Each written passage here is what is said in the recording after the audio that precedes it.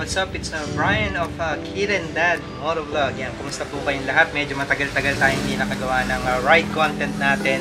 And that's because nasira po yung ating Insta360 X3.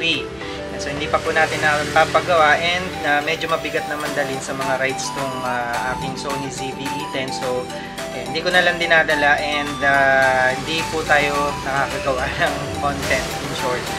So yan, for today, it's gonna be an exemption kasi pupunta po tayo ngayon sa Intramuros or sa Binondo para magsimba and para mag-lunch ni Kid. And yun, naisipan ko dali na lang tong ZV-E10 since gagamitin po natin yung ating e-bike ngayon, no? So ang tagal na nasa atin itong Keso K350 XB2 and never po natin siya nagamit sa mga happenings namin ni Kid, sa mga kain-kain namin and sa mga pasyal-pasyal namin. So inaisipan namin since it's Sunday, sisimba na lang kami sa Binondo gamit yung aming e-bike, yung Keso K350 XB2. Yan. So silipin natin. Ito siya. Ayan o. Ganda pa rin niya.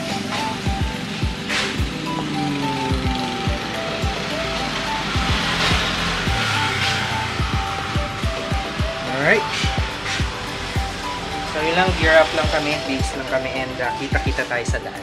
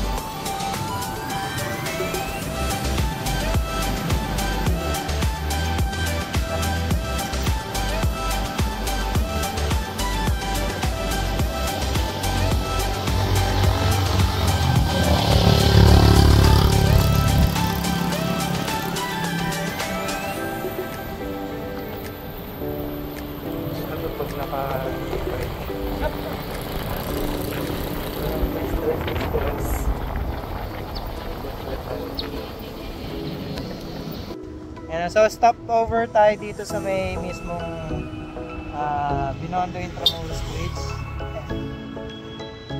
Sarap. Ang sarap pala mag e-bike ng mamasyal lang naka e-bike, walang stress, walang adrenaline.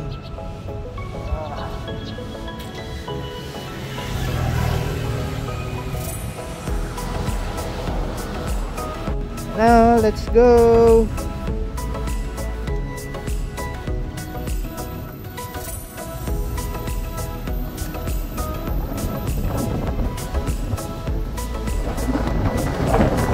Yan ang view, oh.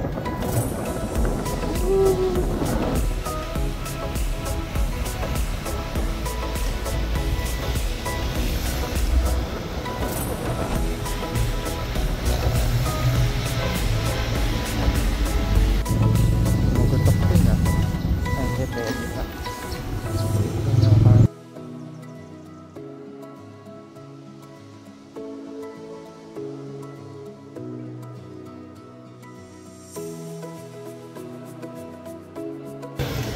So nandito na tayo sa may hindi ko alam kung ano pangalan ng church na to pero dito tayo magsisimba mamaya.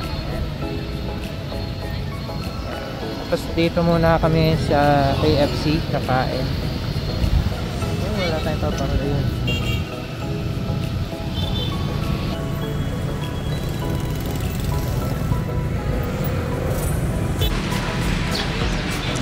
So magla-lunch muna tayo dito sa may KFC.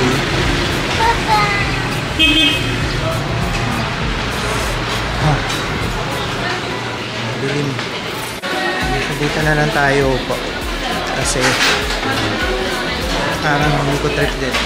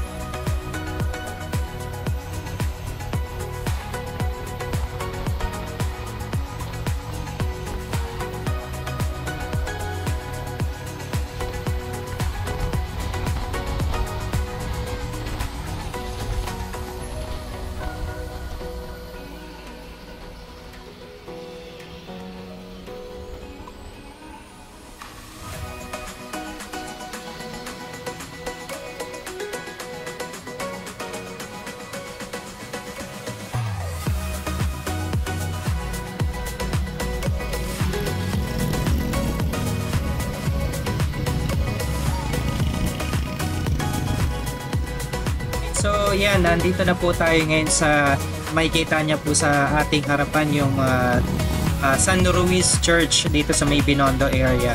And papunta po tayo ngayon sa Binondo area doon sa may looban para po matikman po ulit natin yung na try namin dati na sugar cane. Yan. So ito na po yung bungat ng Binondo area. So you can see, yan yung welcome sign. And nga pala, we have to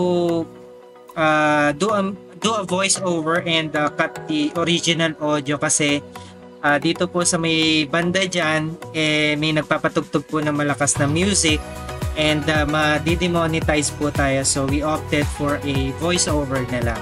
So parada lang po kami and after nito bipili na tayo.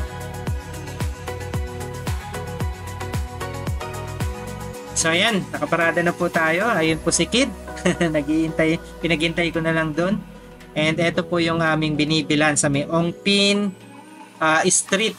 Yan. So kung makikita nyo po, napakarami po ng bumibili and sikat na po talaga sila. So ito na nga, nakabili na tayo.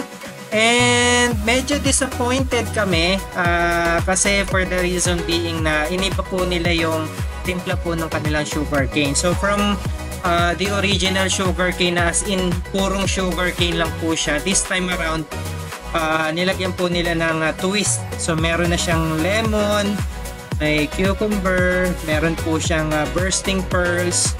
Yeah, Wonke yung pangalan po niya. So hindi naman sa hindi siya masarap, kaya lang mas prefer po namin yung original sugar cane. Yung po talaga yung